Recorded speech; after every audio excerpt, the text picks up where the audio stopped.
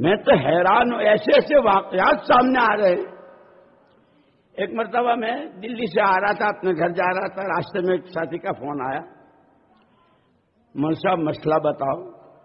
میں نے کہا بھائی ہم نے تو 30 سال ہمارے حضرت جی رحمۃ اللہ علیہ کے پاس گزارے، کبھی مسئلہ نہیں بتایا، حالانکہ اتنا ٹھوس علم تھا۔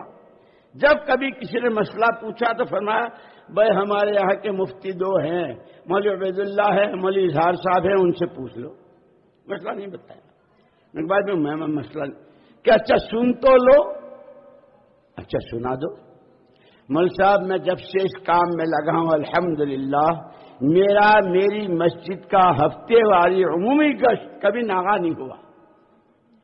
کل مجھے ایک ضرورت سے بمبئی جانا تھا، تو میں نے سارے ٹائمنگ، جانے میں کتنا وقت لگے گا، وہاں کام میں کتنا لگے گا، واپس آ کر میں گشت میں شریک ہو سکوں گا، ساری ترتیب سے مجھے اطمینان ہوا کہ انشاءاللہ آ جاؤں گا۔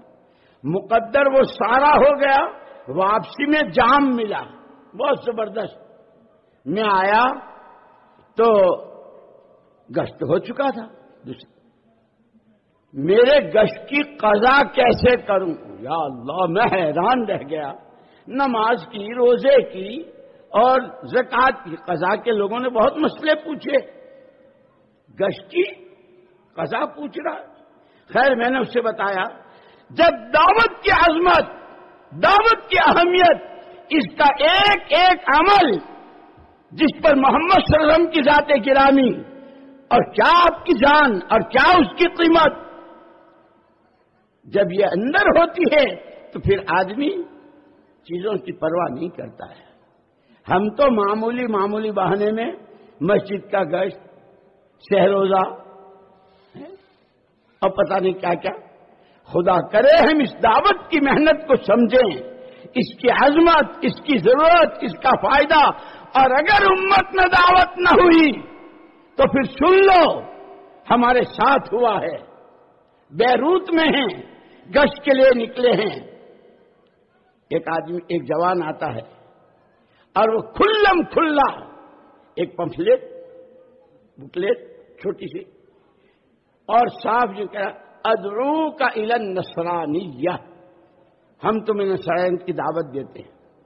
ہمارا وہ ساتھی ایک لفظ نہیں جانتا تھا عربی کا، لیکن بے چینی اور بے قراری، اس لیے دوستو خالی آنے جانے کا نام تبلیغ نہیں ہے، ایک فکر ہے، ایک کڑن ہے، ایک سوچ ہے، ایک درد ہے، ایک اندر کی آہ ہے۔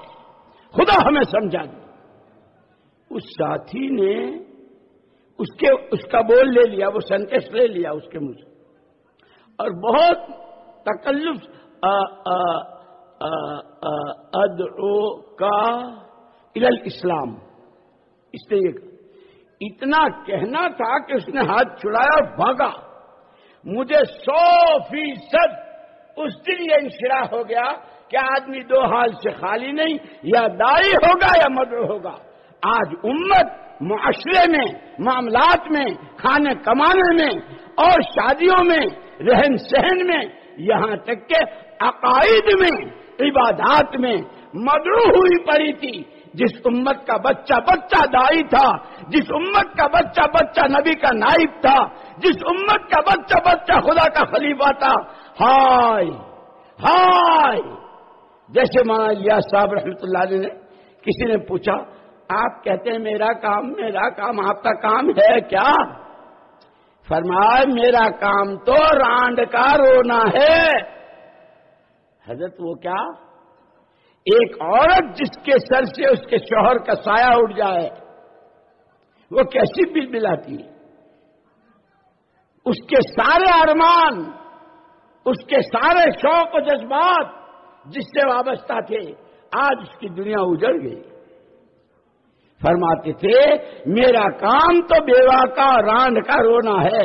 وہ امت جو رہتی دنیا تک کے ایک ایک فرد بشر کے لیے اللہ تک پہنچانے کا راستہ، اللہ تک پہنچنے کا راستہ، اللہ کو اپنا بنانے کا راستہ، نبی کا دامن تھموانے کا راستہ، نبی کی چال چلنے کا راستہ، نبی والی ترتیب پر جان و مال لگانے کا راستہ بتانے والی تھی، ہائے اس کے پیروں نیچے سے زمین نکل گئی۔ میرے دوستو، مسئلہ صرف بیان آ گئے، مجمع ہو گیا، تقریر ہو گئی، سن لی، دامن جھاڑ کے کھڑے ہو گئے، اتنا نہیں ہے۔ دنیا میں جو جہاں جاتا ہے وہاں کی چیز لے کے آتا ہے۔ ہم اس اجتماع سے کیا لے کے جائیں گے؟ ہر ایک کو مستقل نمازیں پڑھ کر اللہ سے مانگنا ہے، اے اللہ جو ہماری ذمہ داری، جس کام کے لیے تو نے ہم کو وجود دیا، جس امت میں تو نے ہم کو پیدا کیا، اے اللہ ہمیں بندگی، ہمیں سچا مسلمان، ایک سچا آدمی اور انسان اور تیرا سچا غلام، تیرا سچا بندہ، اے اللہ اس کی یہ محنت یہ تو ہمیں سمجھا دے۔